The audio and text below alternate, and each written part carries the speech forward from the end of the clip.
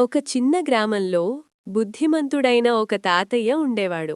ఆ గ్రామంలో చాలామంది చిన్నపిల్లలు ఉండేవారు. ఆ పిల్లలకి తాతయ్య అంటే చాలా ఇష్టం. అయితే ప్రతి సాయంత్రం గ్రామంలోని పిల్లలంతా తాతయ్య ఇంటి దగ్గర ఉన్న పెద్ద మామిడి చెట్టు కింద చేరి తాతయ్య చెప్పే కథలు వినేవారు. ఒకరోజు పిల్లలు తాతయ్యను ఇలా అడిగారు. తాతయ్య, మీరెందుకంత బుద్ధిమంతులుగా ఉంటారు?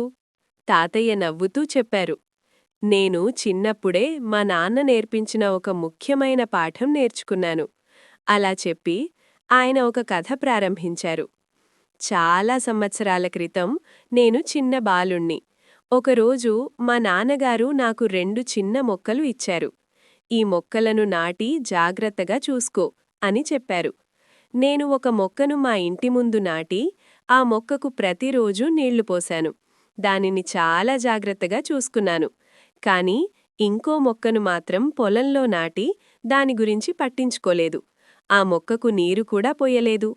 అలా కొన్ని నెలలు గడిచాయి. అయితే రోజూ ఇంటి ముందు ఉన్న మొక్కకు నీరు పోయటం వలన అది పెద్దగా పెరిగి ఒక అందమైన చెట్టుగా మారింది. ఆ చెట్టు చల్లని నీడ ఇచ్చింది. పక్షులు వచ్చి గూళ్లు కట్టాయి. కాని పొలంలో ఉన్న మొక్కకు నీరు లేక ఎండిపోయి చనిపోయింది. అప్పుడు మా నాన్న నాతో చెప్పారు. మన జీవితం కూడా మొక్కలలాంటిదే. మనము చదువుకుంటూ, మంచి పనులు చేస్తూ, నేర్చుకుంటూ ఉంటే మనము కూడా పెద్ద చెట్టులా బలంగా ఎదుగుతాం అని నాకొక మంచి పాఠం నేర్పించారు. తాతయ్య కథ ముగిసింది. పిల్లలందరూ ఆనందంగా చెప్పారు. తాతయ్య, ఇకపై మేము కూడా బాగా చదువుకుంటాం. తాతయ్య నవ్వుతూ వారికి మామిడి పండ్లు ఇచ్చారు.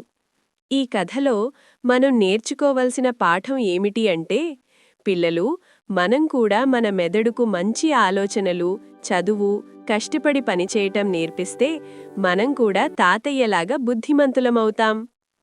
కథ నచ్చితే సబ్స్క్రైబ్ చేసి, లైక్ చేసి, షేర్ చేయండి పిల్లలు. మీరిచ్చే లైక్ మాత్రమే నన్ను మరీ ఎక్కువ వీడియోలు చేయటానికి సహాయం చేస్తుంది. Please subscribe.